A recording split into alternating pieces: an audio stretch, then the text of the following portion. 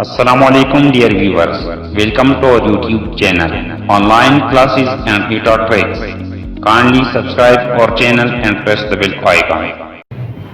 Dear students, today we are going to discuss about total internal reflection. Students, जैसा कि हमको मालूम है कि जब लाइट रे एंटर करती है फ्रॉम डेंसर टू रेयर तो बेंड करती है अवे फ्रॉम द नॉर्मल।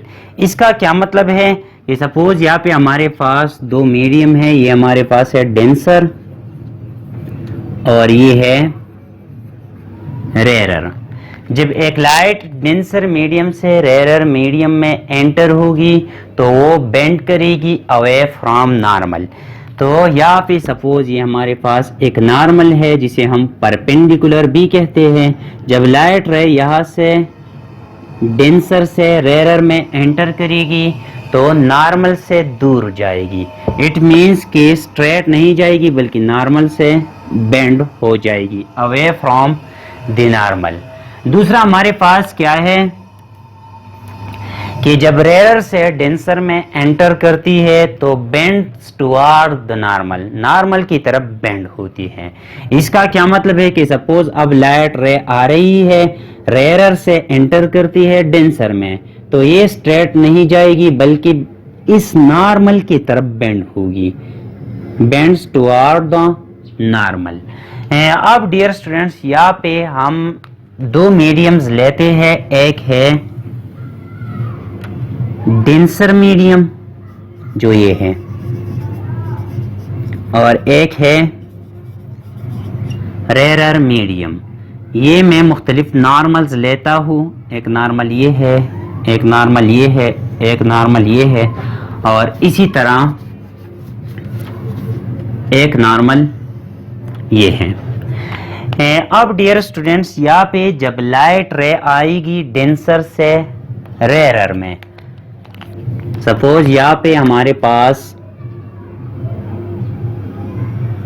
ये रे एंटर हो गई, यहाँ पे एंगल ऑफ इंसिडेंस है एंगल आई, तो ये रे जो है away from the normal bend होगी क्योंकि लाइट रे जो है वो एंटर हो रही है from denser medium to rare medium. So यहाँ पे जो बेंडिंग होगी वो अवे फ्रॉम द नॉर्मल होगी।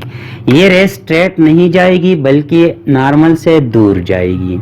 ये हमारे पास हो गया एंगल ऑफ रिफ्रैक्शन। अब डियर स्टूडेंट्स, जैसे ही हम एंगल ऑफ इंसिडेंस को बढ़ाएंगे तो एंगल ऑफ रिफ्रैक्शन भी बढ़ेगी। फॉर एग्जाम्पल यहाँ पे मैंने एंगल ऑफ इंसिडेंस इंक्रीज की, इससे इंक्रीज की, तो यहाँ पे ये एंगल ऑफ रिफ्रैक्शन भी इंक्रीज होगी, एंगल ऑफ रिफ्रैक्शन ये बनेगी।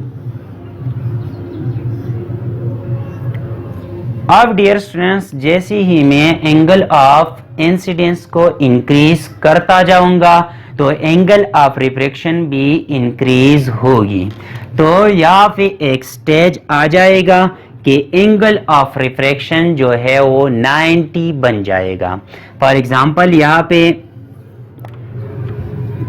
एंगल ऑफ इंसिडेंस मैंने और बढ़ा ली, यहाँ पे एंगल ऑफ इंसिडेंस है आई, तो एक स्टेज आ जाएगा जिस पर एंगल ऑफ रिफ्रैक्शन जो है वो 90 बन जाएगा। ये हमारे पास एंगल ऑफ रिफ्रैक्शन बन गया 90 degree.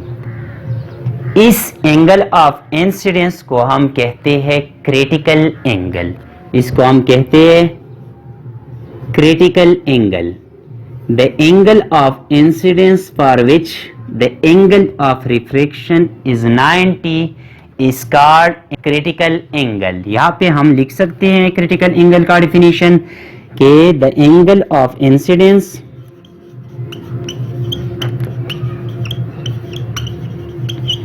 for which angle of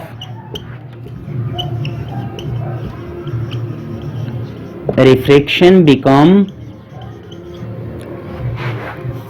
90 degree is called critical angle।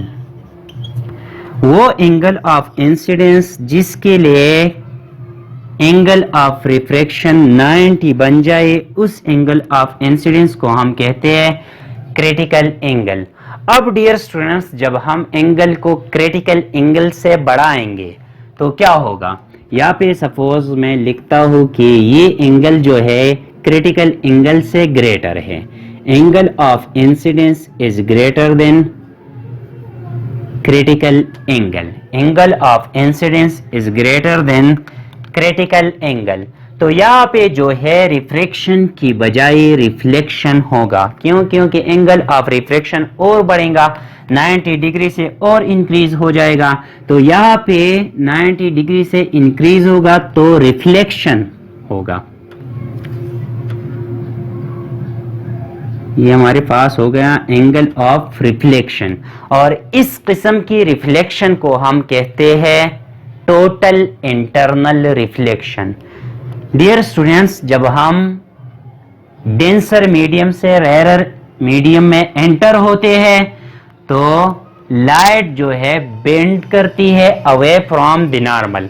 अब जब हम एंगल ऑफ इंसिडेंस को इंक्रीज करेंगे तो एंगल ऑफ रिफ्लेक्शन भी इंक्रीज होगा, और एक स्टेज आ जाएगा जहां पे एंगल ऑफ इंसिडेंस के लिए एंगल ऑफ रिफ्रैक्शन 90 डिग्री बन जाएगा। इस किस्म के एंगल ऑफ इंसिडेंस को हम कहते हैं क्रिटिकल एंगल। अब जब हम इंसिडेंस एंगल को क्रिटिकल एंगल से और बढ़ाएंगे तो वहां पे रिफ्रैक्शन की बजाय रिफ्लेक्शन होगा, वहां पे रिफ्रैक्शन की बजाय रिफ्लेक्शन होगा, और इस किस्म के रिफ्लेक्शन को हम कहते हैं टोटल इंटरनल रिफ्लेक्शन। अब डियर स्टूडेंट्स, यहाँ पे हमारे पास टोटल इंटरनल रिफ्लेक्शन के दो कंडीशंस हैं। पहला कंडीशन क्या है कि लाइट रे जो है ये एंटर होगी from denser medium to rare medium. क्यों? क्योंकि जब रेयर मीडियम से डेंसर में एंटर होगा तो एंगल ऑफ रिफ्रैक्शन डिक्रीज होगा, एंगल ऑफ रिफ्रैक्शन डिक्रीज होगा। क्यों? क्योंकि वहां पे रे जो है बेंड करती है टुवर्ड्स द नॉर्मल, तो एंगल ऑफ रिफ्रैक्शन डिक्रीज होगा। सो पहला कंडीशन हमारे पास क्या है कि the light ray must enter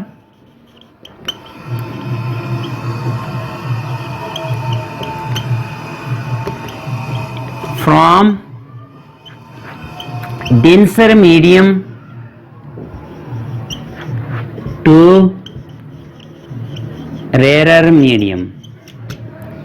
और दूसरा कंडीशन हमारे पास क्या है कि angle of incidence must be greater than the critical angle, एंगल ऑफ इंसिडेंस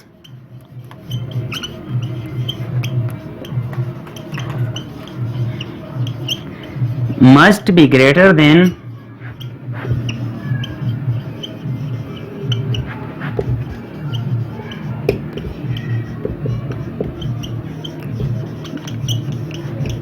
क्रिटिकल एंगल। जी डियर स्टूडेंट्स, ये था आज का हमारा टॉपिक। अगर किसी पॉइंट की समझ नहीं आई हो तो आप कमेंट बॉक्स में पूछ सकते हैं। इंशाल्लाह I will try my best to answer your questions. Thank you all.